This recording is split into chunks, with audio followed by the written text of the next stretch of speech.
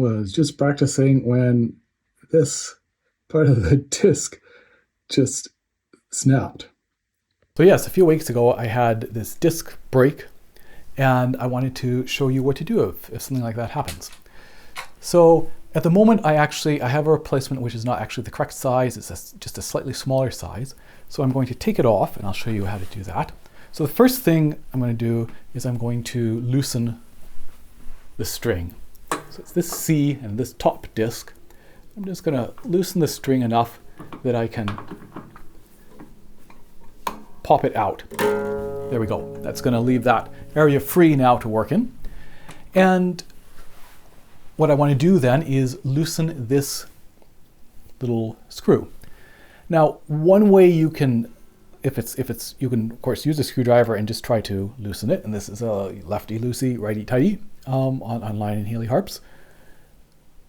Sometimes if it's very stiff, another way to do it is to put your screwdriver like this and then just push down, and that will loosen it. But of course, if this disc prong has broken off, that's not an option. So in that case, you would again have to put your screwdriver in. So there is a bit of a springiness to this sometimes, right? There we are. So sometimes you may want to hold the other side of the harp so that you can push in a little bit and turn. There we go. So I'm going to take this all the way off. I'm going to take this screw all the way out.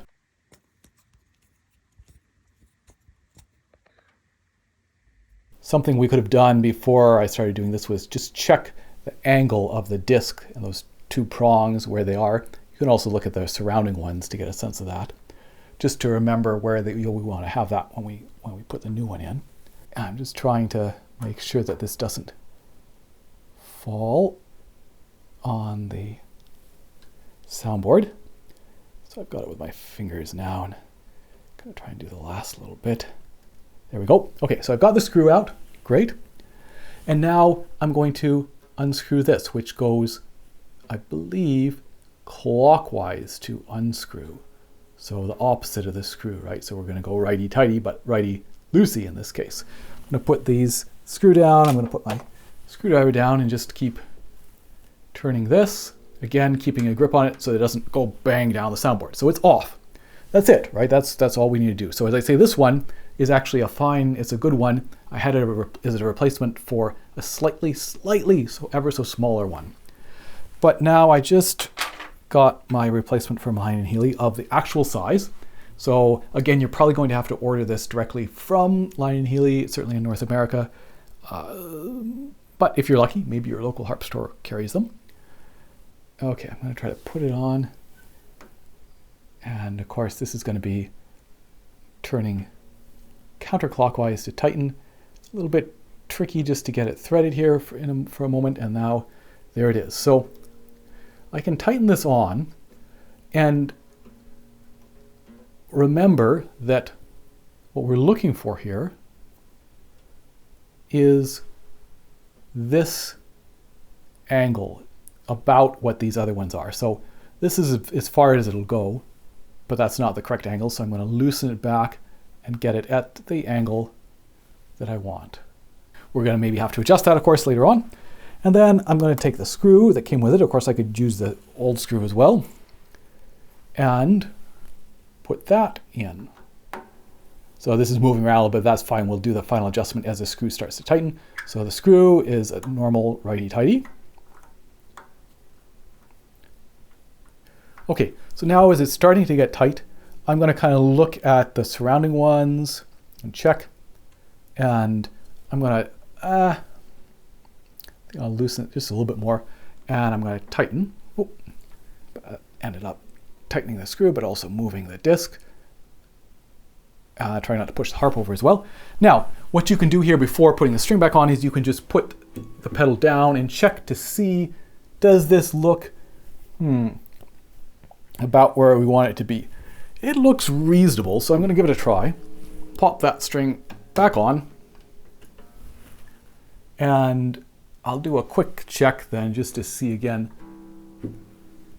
So that's gripping it firmly enough that it's not going to make a noise when it gets played, right? It's not going to buzz because it's not being held tight enough. It might be too much We're going to find out, and then of course the last one will grip as well. So with these big strings, there's not so much wiggle room for regulation. You can see this is the first one where you can't actually adjust the bridge pin height. So we're a little bit limited in terms of regulation. We have to rely on how tightly this is gripping, or loosely it's gripping. But of course, if it grips too loosely, then we're going to get a buzz. If it grips too tight, then it's going to chew up the string faster, and it's not ideal. So we're going to check to see how the regulation is. So I'll bring it up.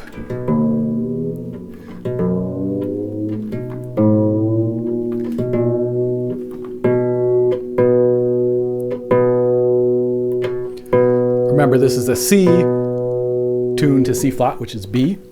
So now it's a little bit flat. Let's just check. Yeah, it's still being stretched a little bit.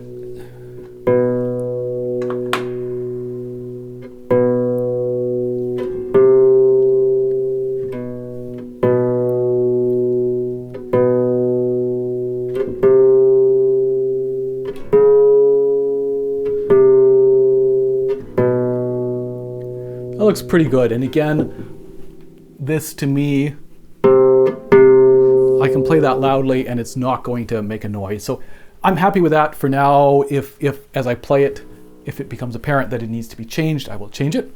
But I'm happy with that for now, so that's great. Now, what to do if you have a break and you don't have a replacement? I happen to have a replacement, as I say, that was actually just slightly smaller size, but it worked okay for a couple weeks. But I actually had this exact same C break a few years ago and didn't have a replacement. And what I was able to do in that particular case was take, I think maybe this B disc. I realized none of the pieces that I was playing used this B sharp. I might have been using a B sharp somewhere else, but not this particular B sharp. So I just took that one off and put it on here. And that then, is an option if you have a nearby disc, a sharp disc that you're not actually using. That can be, again, a sort of a stopgap measure that's worth keeping in mind if you're in that situation where obviously you need C naturals in a lot of pieces, but an A sharp or a B sharp, maybe not so much. But there you have it. Hope that proves you, I hope you never need to do this, that none of your discs break, but if they do, I hope that this proves useful. I'll see you soon for another episode of Harp Tuesday.